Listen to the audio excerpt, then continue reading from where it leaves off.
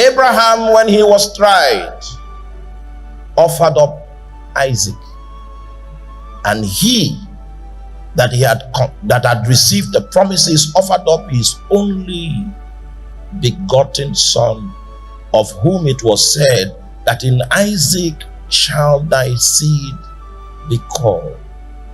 That means eventually his barren wife conceived, and as he continued his walk with God, God now began to request for that child. This is when it gets so terrible, because the question here is why. Have you ever asked God why before? How many of you? Did he answer? He didn't. And I need to tell you why. The reason is because he answered Job. Job asked the question why, and he answered Job. So everybody that asks God why, the answer is there.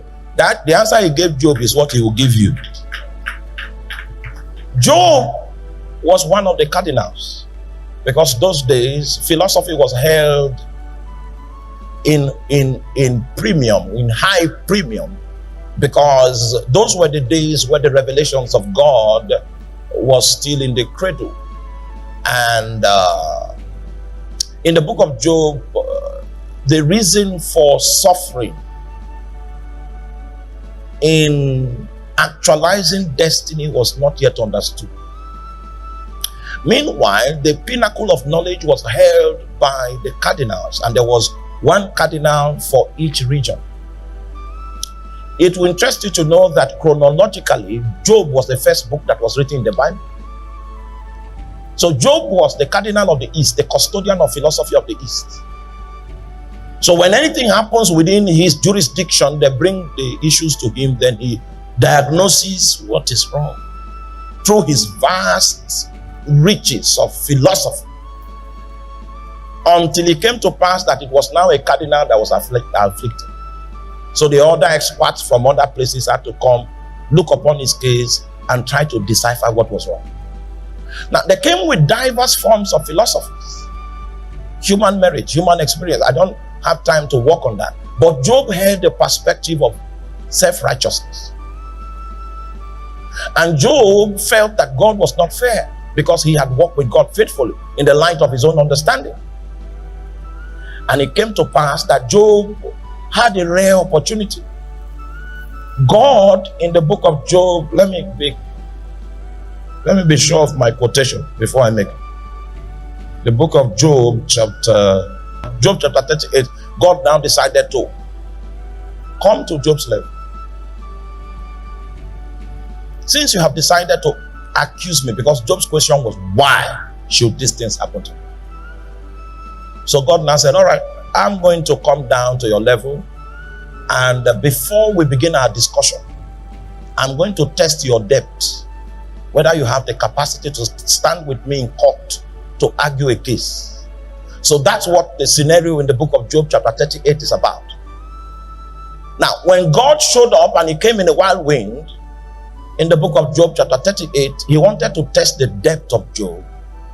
And the way God did it was that he pulled out a few questions to find out if Job had the capacity, the stature, to be able to stand against him in judgment. So the first question he asked Job, when he showed up, he said, who is this that darkeneth counsel by words without knowledge? It means that if you hear Job speak, the little knowledge of God that you had, it will be lost, just because you exposed yourself to that kind of lamentation that Job was making. And since Job was bent on contending with God and to show forth his righteousness, God now told him, get up now thy loins like a man, for I will demand of thee, and answer thou me. Where wast thou when I laid the foundations of the earth? That was the first question. If you are not as ancient as a personality that was present when God fastened the foundations of this civilization, because there are several secrets that God put in place that was playing out in the life of Job, which were as ancestral as the foundations of the earth.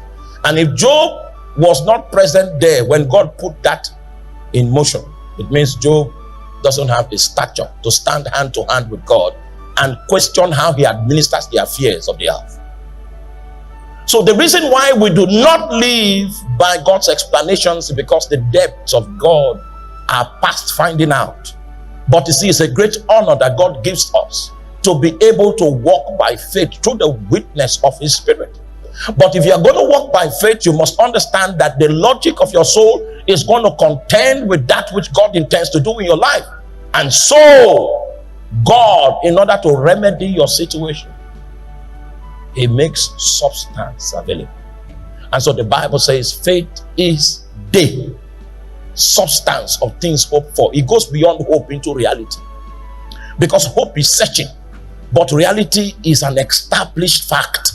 So he moves you beyond your search and then makes you come into contact with reality so that your search ends because God comes to furnish a substance. Bringing everything in obedience to Christ.